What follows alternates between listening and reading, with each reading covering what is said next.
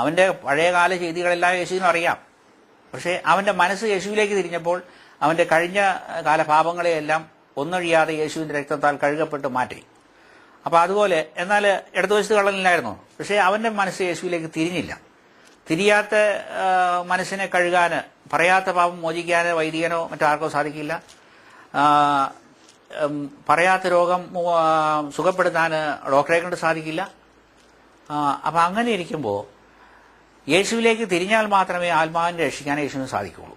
അപ്പോൾ യേശുവിലേക്കും തിരിയാത്തതുകൊണ്ട് വശത്ത് കിടന്ന കള്ളന് സ്വാഭാവികമായ ശിക്ഷാവിധി കിട്ടി. യേശുവിലേക്ക് തിരിഞ്ഞ നല്ല കള്ളൻ വലതുവശത്ത് കിടക്കണവൻ യേശുവിന്റെ തിരുത്താൽ ഒറ്റ സെക്കൻഡ് കഴുകപ്പെടുകയും യേശുവിനോടൊപ്പം അന്ന് തന്നെ നീ ഇന്ന് എന്നോടുകൂടി ഇന്ന് പ്രതീക്ഷയിലായിരിക്കുന്ന പറഞ്ഞു. ലോകാവസാനത്തിന് ശേഷമല്ല, അന്ന് തന്നെ പ്രതീക്ഷയായിരിക്കാൻ ഇടം കിട്ടിയത്. അപ്പോൾ നമ്മളെല്ലാം ജീവിതത്തിന്റെ അർത്ഥം മനസ്സിലാക്കി ജീവിക്കണം. പിന്നെ വേദനകളുടെ അർത്ഥം മനസ്സിലാക്കണം. വേദനകളുടെ അർത്ഥം മനസ്സിലാക്കുക എന്ന് പറഞ്ഞു കഴിഞ്ഞാൽ വേദനയ്ക്ക് വളരെ വിലയുണ്ട്. പക്ഷേ നമ്മൾ അത് മനസ്സിലാക്കണമെങ്കിൽ ഒരു ചെറിയ കാര്യം പറഞ്ഞുതരാം. ക്രിസ്മസിനും മറ്റ് വലിയ നോയമ്പിനും ഒക്കെ നോയമ്പ് നോക്കി കഴിഞ്ഞ് കഴിയുമ്പോൾ ആ നോയമ്പൊന്ന് വീഴാൻ വേണ്ടിയിട്ട് കാത്തു നിൽക്കും. കാത്തു നിന്ന് കഴിയുമ്പോൾ നല്ല ഇറച്ചി മീനൊക്കെ കൂട്ടി ഒന്ന് കഴിക്കണം എന്ന് കരുതിയാണ്. അപ്പോൾ ആ വീഴണ ദിവസം നമ്മുടെ കൂട്ടുകാരൻ വിളിച്ചിട്ട് പറയും, എൻ്റെ ബർത്ത്ഡേ ആടാവേ വാ, എന്നെ കൂടി ആഘോഷിക്കാം, ഇത് വാ എന്ന് പറഞ്ഞു. നല്ല ബിരിയാണി കൊണ്ടു വന്നു. അപ്പോൾ ആദ്യത്തെ ബിരിയാണി തിന്നുമ്പോൾ ഭയങ്കര ടേസ്റ്റാണ്. കാരണം എന്താണെന്ന് വെച്ച് കഴിഞ്ഞാൽ 50 ദിവസമായിട്ട് നമ്മൾ മാംസവും മത്സ്യമെല്ലാം വർദ്ധിച്ചിരിക്കുകയായിരുന്നു.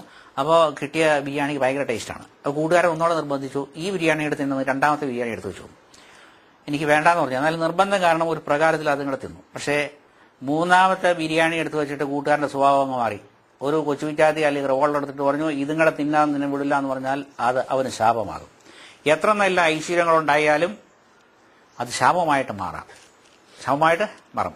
അത് തുടർച്ചയായിട്ട് ആസ്വദിക്കുമ്പോൾ അതിൽ യാതൊരു ആസ്വാദ്യത ഇല്ലാതെ വരും എന്ന് പറഞ്ഞ പോലെ എനിക്ക് തോന്നുന്നത് ഈശ്വരന്റെ മക്കൾ നമ്മളിങ്ങനെ ഇരുന്ന് സൂചിച്ചിരുന്നിരുന്ന് അങ്ങ് ബോറടിച്ച് പോയി കാണണം. അന്നേരമാണ് കാലോടാൻ നമ്മളെ ഭൂമിയിലേക്ക് വിട്ടേക്കണത്.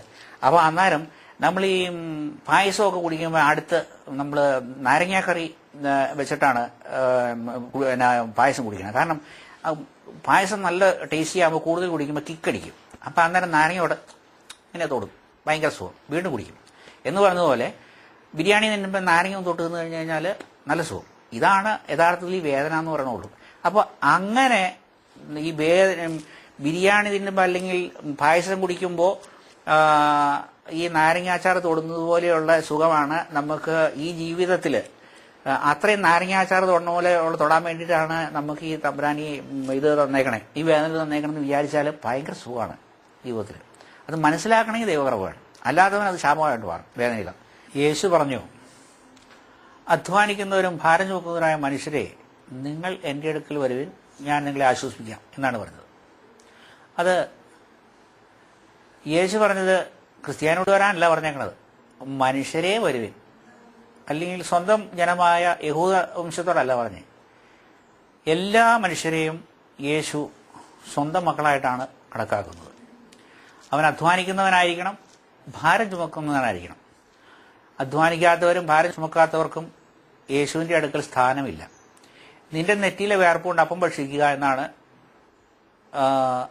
സൃഷ്ടാവ് നമ്മളോട് പറഞ്ഞിരിക്കുന്നത്. അപ്പോൾ ഓരോ മനുഷ്യനും ഓരോ ദൗത്യം, ഓരോ കർമ്മം, ജോലി, ഇതെല്ലാം നിറവേറ്റാനുണ്ട് ഇവിടെ.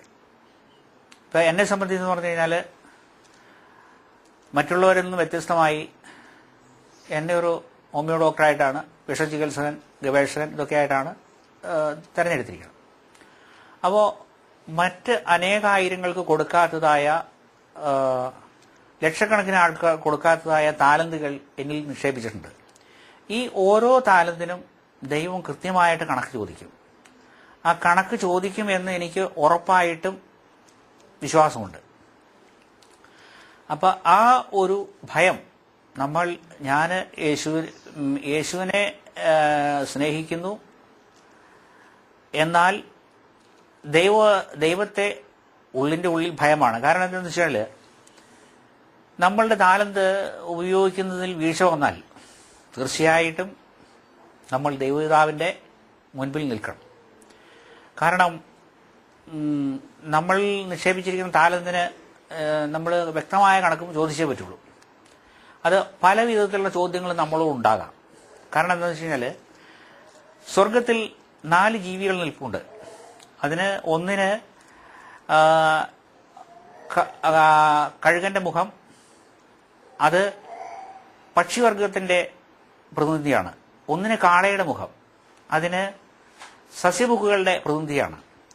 ഒന്നിന് സിംഹത്തിന്റെ മുഖം, അത് മാംസബുക്കുകളുടെ പ്രതിനിധിയാണ്. ഒരാൾക്ക് മനുഷ്യന്റെ മുഖം, അത് അദ്ദേഹം മനുഷ്യന്റെ പ്രതിനിധിയാണ്.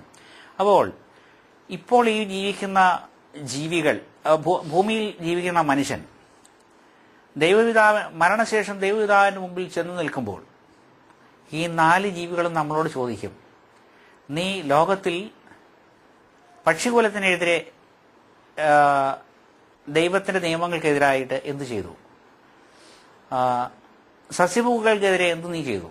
മാംസബുക്കുകൾക്കെതിരെ നീ എന്ത് ചെയ്തു? മനുഷ്യവർഗത്തിനെതിരെ നീ എന്ത് ചെയ്തു? ഇതെല്ലാ ചോദ്യങ്ങളും ഉണ്ടാകും. പിന്നെ നിന്റെ താലന്ത് നീ എങ്ങനെ ഉപയോഗിച്ചു? അതും ചോദിക്കും. അപ്പോൾ നിന്റെ മുൻപിൽ നന്മ വെച്ചിട്ടുണ്ട്, തിന്മ വെച്ചിട്ടുണ്ട്, ഔഷധം വെച്ചിട്ടുണ്ട്, വിഷം വെച്ചിട്ടുണ്ട്, ഇരുള് വെച്ചിട്ടുണ്ട്, വെളിച്ചം വെച്ചിട്ടുണ്ട്, ജീവൻ വെച്ചിട്ടുണ്ട്, മരണം വെച്ചിട്ടുണ്ട്. ഏതും നിനക്കെടുക്കാം. അതിനുള്ള സ്വാതന്ത്ര്യം നിനക്ക് തന്നിട്ടുണ്ട്. അപ്പോൾ ലക്ഷക്കണക്കിന് ആളുകൾ കൊടുക്കാത്ത താലന്ത് എന്നിൽ നിക്ഷേപിച്ചിരിക്കുമ്പോൾ ഞാൻ ഈ കഴിവ് ഉപയോഗിച്ച് എത്ര പേരെ ഞാൻ യേശുവിലേക്ക് നയിച്ചു, ജീവനിലേക്ക് നയിച്ചു, വെളിച്ചത്തിലേക്ക് നയിച്ചു? ഇത് യേശു ചോദിക്കും, ഉറപ്പായിട്ടും ചോദിക്കുമെന്നതിന് പൂർണ്ണമായ വിശ്വാസമുണ്ട്. അതുകൊണ്ടാണ് ഈ വേദനിക്കുന്ന അവസ്ഥയിൽ ഉറക്കമില്ലാതെ ദിവസങ്ങളോളം, ആഴ്ചകളോളം, മാസങ്ങളോളം കഴിയേണ്ടി വരുമ്പോഴും സന്തോഷത്തോടു കൂടി ഇന്ന് യേശുവിൻ്റെ വചനം മറ്റുള്ളവരുമായിട്ട് പങ്കുവയ്ക്കാൻ എൻ്റെ ആത്മാവ് ദാഹിക്കണത് അതുകൊണ്ടാണ്. അതൊരു ആത്മീയ ദാഹമാണ്, അല്ലാതെ മനുഷ്യരെ ബോധ്യപ്പെടുത്താൻ വേണ്ടിയിട്ടുള്ള ഒരു കാര്യമല്ലത്. കാരണം പാമ്പ് കടിച്ചാൽ ചികിത്സയുണ്ട്, പട്ടി കടിച്ചാൽ ചികിത്സയുണ്ട്. പക്ഷേ മനസാക്ഷി കടിച്ചാൽ ഒരു ചികിത്സയില്ല. കാരണം മനസാക്ഷിയുടെ കടിയും അടിക്കാതെ നമ്മൾ നോക്കിയാൽ മിടുക്കന്മാരായിരിക്കും. അത് യേശുവിൻ്റെ കൃപ ലഭിച്ചവന് മാത്രമേ മനസാക്ഷി കടിയില്ലാതെ സ്വന്തം താലന്തുകളെ വളരെ വേഗത്തോടുകൂടി ഉപയോഗിച്ച് ദൈവരാജ്യത്തിന് വേണ്ടിയിട്ട് ആത്മാക്കളെ നേടാൻ സാധിക്കുകയുള്ളൂ. ലോകത്തിൻ്റെ നാനാഭാഗത്തും കോടാനുകൂടി മനുഷ്യർ വേദന അനുഭവിക്കുന്ന ആളുകളുണ്ട്. ചിലർക്ക് ആ വേദന ശാരീരികമാകാം, മാനസികമാകാം, ആത്മീയമാകാം, ഇതെല്ലാം ചേർന്നതുമാകാം. ആത്മീയ വേദന മാറിടുവാൻ പാരാസിറ്റാമോളോ ഹോമിയോപ്പതി മരുന്നോ വേറെ എന്തെങ്കിലും ഔഷധങ്ങളോ കഴിച്ചാൽ ആത്മീയ വേദന മാറില്ല. അത് യേശു ക്രിസ്തു നോക്കിയാൽ മാത്രമേ ആത്മീയ വേദന മാറൂ. യേശുവിൻ്റെ വചനങ്ങൾക്ക് മാത്രമേ ആത്മാവിൻ്റെ വേദന മാറ്റാൻ സാധിക്കുള്ളൂ. രോഗം യഥാർത്ഥത്തിൽ ഉത്ഭവിക്കുന്നത് മനസ്സിലും ആത്മാവിലുമാണ്. Psora is the root cause of all disease എന്നാണ്. സോറ എന്ന് പറഞ്ഞാൽ ഈവിൾ വില്ലിംഗ് ആൻഡ് തിങ്കിങ്, മോശമായി ചിന്തിക്കുക, അതനുസരിച്ചുള്ള ജീവിതചര്യ നയിക്കുക. അപ്പോൾ മനസ്സിൽ തെറ്റ് കടന്നുവിടും, ചീത്ത വിചാരം കടന്നുവിടും. അത് ആത്മാവിലേക്ക് പടരും. അത് ആത്മാവിൽ വ്രണമായിട്ട്, രോഗമായിട്ട്, ക്യാൻസറായിട്ട് മാറും. ആ ആത്മാവിലുള്ള ക്യാൻസറും രോഗാവസ്ഥകളും വലിയ താമസം കൂടാതെ ശരീരത്തിലേക്ക് പടരും. അതാണ് ട്യൂമർ, അൾസർ ഇതൊക്കെയായിട്ട്, അല്ലെങ്കിൽ ആസ്മ, ഹാർട്ട് ഡിസീസ് ഇതൊക്കെയായിട്ട് മനുഷ്യർ പുറത്തേക്ക് വരുന്നത്. അപ്പോൾ അങ്ങനെ ആത്മാവിലെ രോഗാവസ്ഥയ്ക്ക് ശമനം കിട്ടിയാൽ ശാരീരികമായിട്ട് ഭയങ്കര വളരെ പിടിയുന്ന നമ്മൾ സൗഖ്യം പ്രാപിക്കും. അങ്ങനെ സൗഖ്യം പ്രാപിച്ചു കഴിഞ്ഞാൽ രോഗികളുടെ എണ്ണം സ്വാഭാവികമായിട്ട് കുറയും. ആശുപത്രികളുടെ എണ്ണം കൂടില്ല, കുറഞ്ഞില്ലല്ലോ. കാരണം മനുഷ്യന് സ്വയം നന്നാവാൻ വലിയ താല്പര്യമുണ്ടെന്ന് തോന്നണില്ല.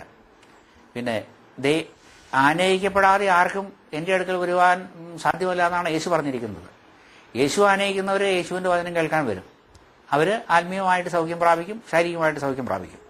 അപ്പോൾ നമ്മൾക്ക് കിട്ടിയിരിക്കുന്ന ഈ വേദനകളെ യേശു വിചാരത്തോടുകൂടി ലോകത്തിൻ്റെ നന്മയ്ക്കായിട്ട് ക്രൂശിലെ യേശുവിൻ്റെ സഹനങ്ങളോട് ചേർത്ത് ദൈവവിധാനം കാഴ്ചവെച്ച് കഴിയുമ്പോൾ അത് പാപികളുടെ മാനസാന്തരത്തിന് കാരണമാകും, രോഗികളുടെ സൗഖ്യത്തിന് കാരണമാകും, ലോക സുവിശേഷവൽക്കരണത്തിന് കാരണമാകും. അന്ധകാരത്തിൽ ചരിക്കുന്നവർക്ക് അത് പ്രകാശമായിട്ട് മാറും, ജീവനായിട്ട് മാറും. അപ്പോൾ യേശുവിൻ്റെ വലിയ വെളിച്ചത്തിലേക്ക് ലോകജനതയെ നയിക്കാൻ നമ്മുടെ വേദനകൾ വലിയ ബാറ്ററികളാണ്. പക്ഷേ ആ ബാറ്ററി വെറുതെ ഇരിക്കണതിന് അർത്ഥമൊന്നുമില്ല.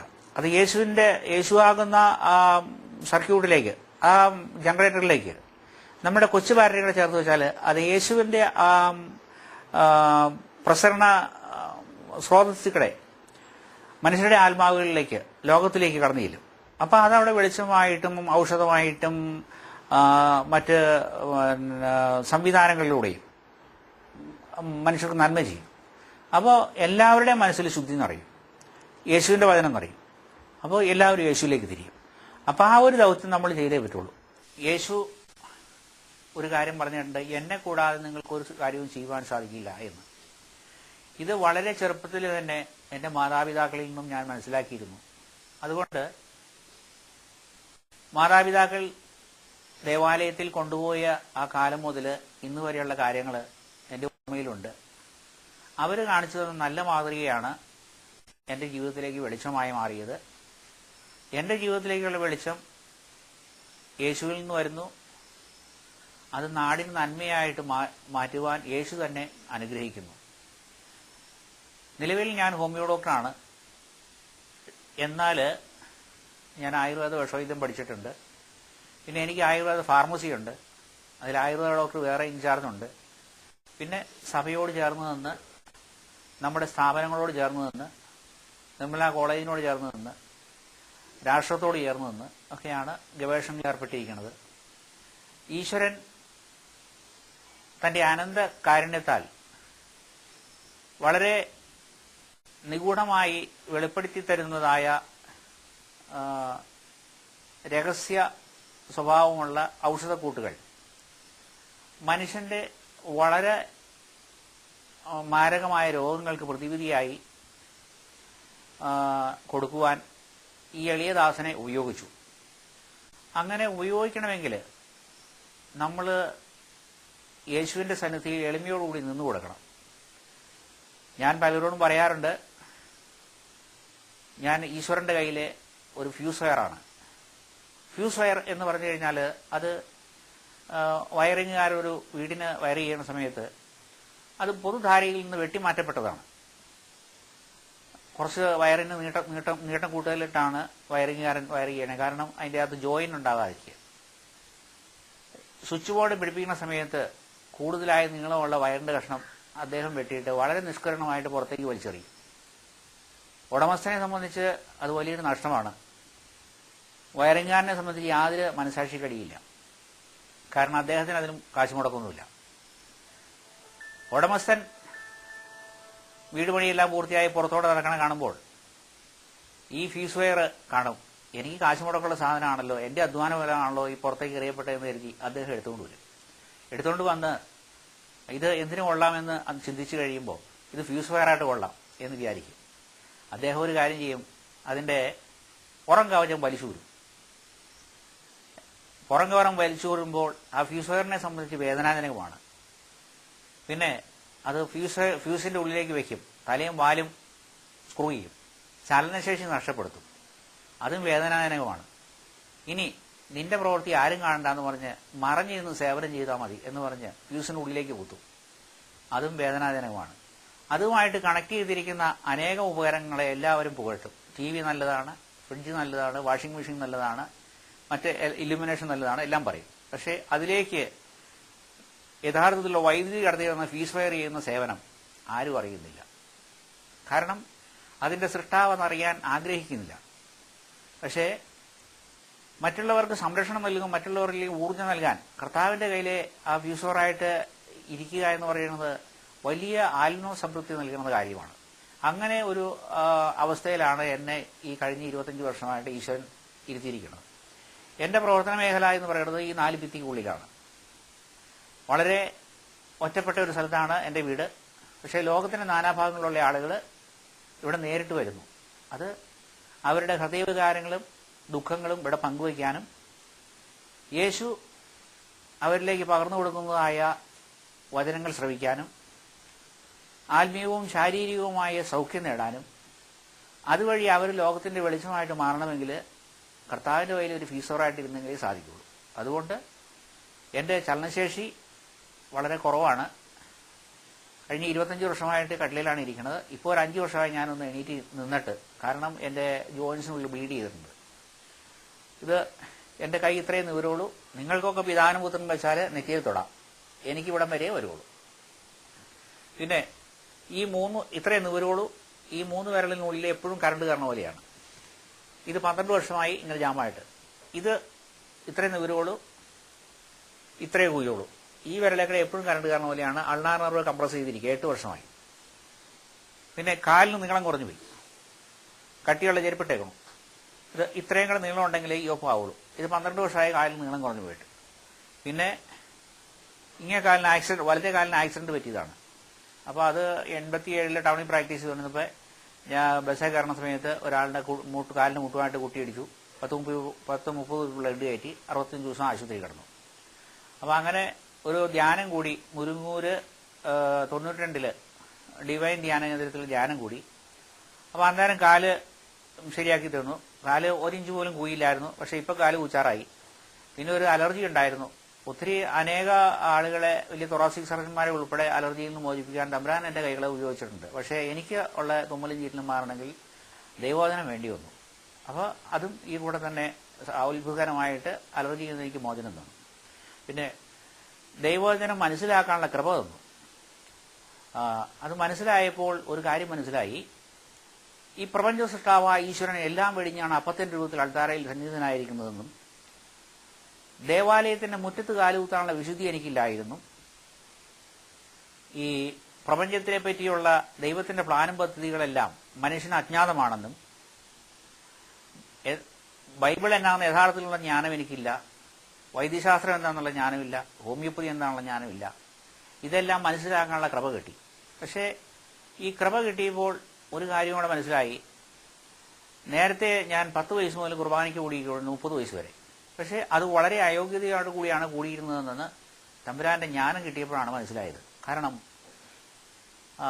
മാലാഖമാർ കയറുവാൻ ഭയപ്പെടുന്നിട്ട് വിഡ്ഢികൾ ഓടിച്ചെന്ന് കയറുന്നു എന്നൊരു ചൊല്ലുണ്ട്. പരമപരിശുദ്ധമായ പവിത്രമായ അൾത്താരയിൽ മാലാഖമാർ വന്നു നിൽക്കാൻ ഭയപ്പെടുന്നു. അവിടെ വളരെ അശുദ്ധി നിറഞ്ഞ മലിനമായ ഹൃദയത്തോടും മനസ്സോടും കൂടിയ മനുഷ്യൻ ചെന്ന് നിൽക്കേണ്ട കാണുമ്പോൾ ഉള്ളിൽ ഭയം തോന്നും. അതിപ്പോൾ മാത്രമാണ് തോന്നിയത്. അവിടെ 20 വർഷം കുർബാനയ്ക്ക് കൂടിക്കൊണ്ടിരുന്നപ്പോൾ എനിക്ക് ആ മനസാക്ഷിക്കടി ഉണ്ടായില്ല. ദൈവത്തിന്റെ ജ്ഞാനം വന്നപ്പോൾ മാത്രമാണ് അത് സാധിച്ചത്. ലോകത്തിൽ നീതിമാന്മാരായി യേശു മാത്രമേ ഉള്ളൂ എന്നാണ്, ദൈവം ഒരാൾ മാത്രമാണ് തെറ്റ് പറ്റാത്ത ആളെന്നാണ് വിശുദ്ധരെന്ന് പഠിപ്പിക്കുന്നത്. എല്ലാ മനുഷ്യരുടെയും ജീവിതത്തിൽ തെറ്റുകുറ്റങ്ങളുണ്ട്. പക്ഷേ അത് മനസ്സിലാക്കാൻ ഇടവേണമെങ്കിൽ ദൈവത്തിന്റെ കൃപ വേണം. ദൈവത്തിന്റെ കൃപ വേണമെങ്കിൽ നമ്മൾ യേശുവിനോട് ചേർന്ന് നിൽക്കണം.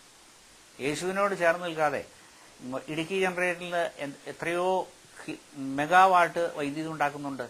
പക്ഷേ അതിലേക്ക് ചേർന്ന് നിൽക്കാത്ത ഒരു ഉപകരണങ്ങളിലും വൈദ്യുതി കിട്ടില്ല. എന്ന് പറഞ്ഞ പോലെ യേശുവാകുന്ന ആ ഊർജ്ജസ്രോതസ്സിലേക്ക് ചേർന്ന് നിന്നാലേ പിതാവായ ദൈവത്തിൽ നിന്ന് പുത്രനായ യേശു വഴി പരിശുദ്ധാത്മാവാകുന്ന ആ ഊർജത്തെ, വൈദ്യുതിയെ നമ്മുടെ ആത്മാവിലേക്ക് ദൈവത്തിന് വർഷിക്കാൻ പറ്റുള്ളൂ. അപ്പോൾ നമ്മുടെ ജീവിതത്തിൽ വെളിച്ചമുണ്ടാകും. ആ വെളിച്ചം സമൂഹത്തിലേക്ക് പകരും. ആ വെളിച്ചം സമൂഹത്തിന്റെ വെളിച്ചമായിട്ട് മാറും. അങ്ങനെ ദൈവരാജ്യത്തിലേക്ക് എല്ലാവരും യേശുവിന്റെ പാതയിലൂടെ നടക്കാൻ ഇടവരും.